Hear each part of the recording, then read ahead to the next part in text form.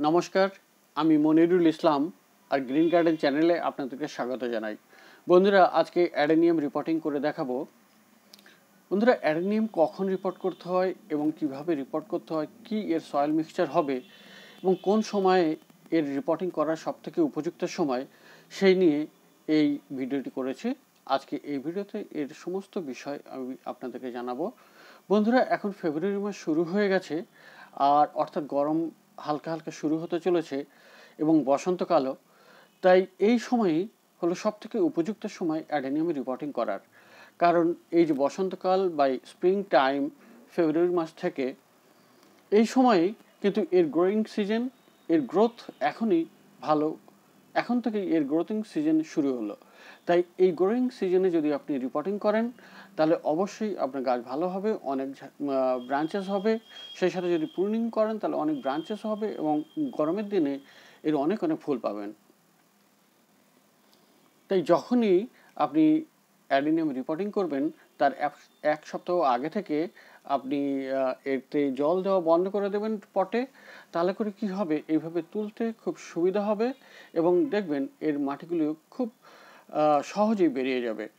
যখন মাটিগুলি বেরিয়ে যাবে তখন এরকমই একটি অবস্থা হবে।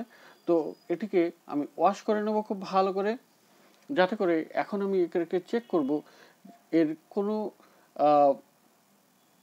রুটস পচে গেছে বা খারাপ হয়ে গেছে এমন কোনো আছে কি না। যদি থাকে তার জন্য আলাদা রেকটিফিকেশন করতে হবে। তো বন্ধুরা দেখেন, আমার কডেক্সটাও নরম হয়ে গেছে, যেহেতু আমি জল দিইনি। এইভাবেই কডেক্স নরম করার পরেই আপনাকে রিপোর্টিং করার ভালো হবে। তো বন্ধুরা, এবারে আমি কিছু ব্রাঞ্চ, ছোট ছোট ব্রাঞ্চ যেগুলি আছে সেগুলো আমি প্রুনিং করে দিচ্ছি। কারণ আমি চাই একটি খুব সুন্দর ভালো মোটা কডেক্স করতে। এই কডেক্সের গায়ে যদি এ ধরনের ছোটো ছোটো ব্রাঞ্চেস থাকে তাহলে কডেক্সটা মোটা হবে না। এবং যখনই এইটি কাটবেন তখন একটি সম্পূর্ণ নতুন ব্লেড নেবেন, অথবা যে চাকু বা যে জিনিসটি দিয়ে কাটবেন সেটিকে স্যানিটাইজ করে নেবেন। তাহলে করে আপনার এখান থেকে ফাঙ্গাল অ্যাটাক হবে না। তো বন্ধুরা, এইরকম দেখুন আমি সমস্ত একটু একটু করে কেটে দিচ্ছি এই ব্রাঞ্চগুলি।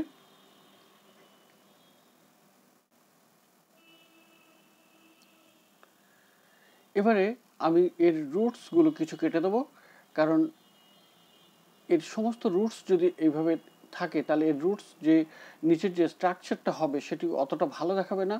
তো আমি যাতে এর রুটসগুলো সুন্দর দেখায় সেজন্য আমি কিছু রুটস আমি এখান থেকে কেটে দিচ্ছি এবং কিছু মোটা মোটা রুটস আমি রেখে দেবো নিচের দিকের। উপরের রুটসগুলো আমি কেটে দেবো ঠিক এইভাবে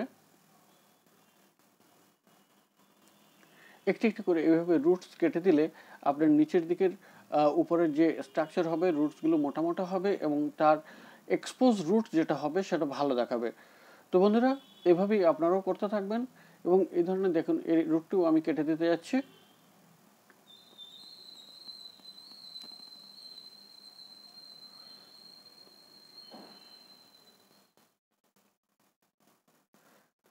বন্ধুরা, আমার এই অ্যাডেনিয়ামের মাত্র দুটি ব্রাঞ্চ আছে এবং এর থেকে যদি অনেক ব্রাঞ্চ দরকার নেওয়ার হয় তাহলে কিন্তু এর প্রুনিং করতে হবে। এইভাবে আমি এর ব্লেড দিয়ে আমি কেটে দিচ্ছি। মাত্র যেখান থেকে ব্রাঞ্চ তৈরি হয়েছে তার 1.5 থেকে 2 ইঞ্চি রেখে আমি কেটে দিচ্ছি এবং যাতে করে এখান থেকে আরও আরও অনেক ব্রাঞ্চ তৈরি হয়। এবং এই যে কাটিংগুলি দেখছেন, এগুলি কাটিংগুলি আমি আবার গ্রো করার জন্য রেখে দিচ্ছি। তো বন্ধুরা দেখুন এভাবেই। এবারে আমি কি করব বন্ধুরা, যে কাটিংগুলি আমি করেছি, যে সমস্ত জায়গায় কাট করেছি সে সমস্ত জায়গাগুলো কিন্তু আমাকে ফাঙ্গিসাইড লাগিয়ে দিতে হবে। আমি সাফ ফাঙ্গিসাইড লাগাচ্ছি, আপনারা চাইলে অন্য যে কোনো ফাঙ্গিসাইড লাগিয়ে দিতে পারেন যাতে করে এর কোনো ফাঙ্গাল অ্যাটাক না হয়। আর এভাবে সমস্ত কাঠগুলোতে আমি এর ফাঙ্গিসাইড লাগিয়ে দিয়েছি এবং রুটসের যেখানে কাট করেছি সেগুলোতেও আমি লাগিয়ে দেবো।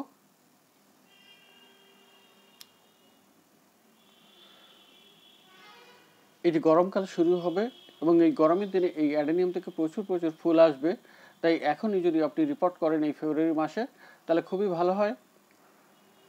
শীতকালে আদৌ এই অ্যাডেনিয়ামকে রিপোর্টিং করা উচিত নয়, কারণ এর তখন ডরমেন্সি পিরিয়ড চলে এবং ডরমেন্সি পিরিয়ডে এর কোনো গ্রোথ হয় না।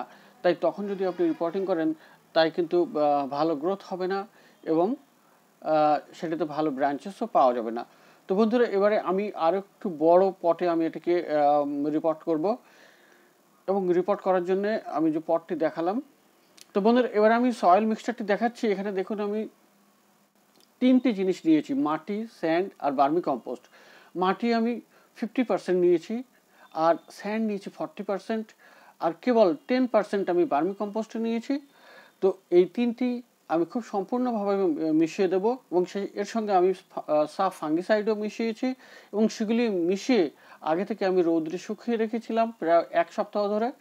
তো বন্ধুরা, এবার এই সয়েল মিক্সচারটি আমি এখানে ব্যবহার করব। বন্ধুরা, আগের যখন রিপোর্টিং করছি তখনই দেখেছেন নিশ্চয়ই যে আমি এর আগে ড্রেনেজ সিস্টেম করার জন্য থার্মোকল ব্যবহার করেছিলাম।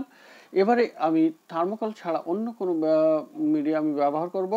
এখানে একটি খোলানকুচি দিয়ে আমি বন্ধ করে দিলাম, এবং এবারে দেখছেন এই যে কনস্ট্রাকশনের কাজে যে বালি ব্যবহার হয়, যে লাল বালি, সেই বালি চালার পরে যে অংশটি থাকে সেটি আমি দিয়ে দিলাম, যাতে করে ড্রেনেজ সিস্টেমটা খুব ভালো হয়। অ্যাডেনিয়ামের ড্রেনেজ সিস্টেমটা খুবই ইম্পর্ট্যান্ট, কারণ এখানে যদি জল জমে থাকে অ্যাডেনিয়ামের জন্য আদৌ ভালো হবে না।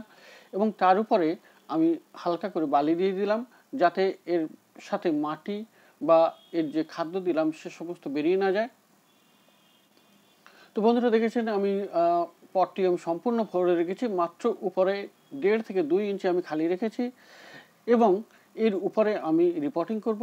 রিপোর্টিংয়ের জন্য দেখুন আমি কেবলমাত্র এর রুটসগুলি এর উপরে প্লেস করব, আমি ভিতরে ঢোকাচ্ছি না, এবং তার উপরে আমি মাটি দিয়ে দেব। তো বন্ধুরা, দেখুন কিভাবে আমি এটিকে রিপোর্ট করছি। আর তার আগে আমি এর ব্রাঞ্চেসগুলো, রুটসগুলো আমি ঠিকঠাক করে দিচ্ছি, যাতে করে এটি একটা সুন্দর লুক হয় যখন এটা এক্সপোজড রুট হিসেবে দেখবে। তো বন্ধুরা, এবারে আমি এখানে সয়েল দিয়ে দেবো, এখানে মাটি দিয়ে দেবো, এবং আগে যতটা মাটির ভিতরে ছিল তার থেকে প্রায় 2 ইঞ্চি উপর করে আমি এটা দিয়েছি, যাতে করে এর কডেক্সটি আরও সুন্দর হয় এবং মোটা হয়, উপরের দিকে থাকে।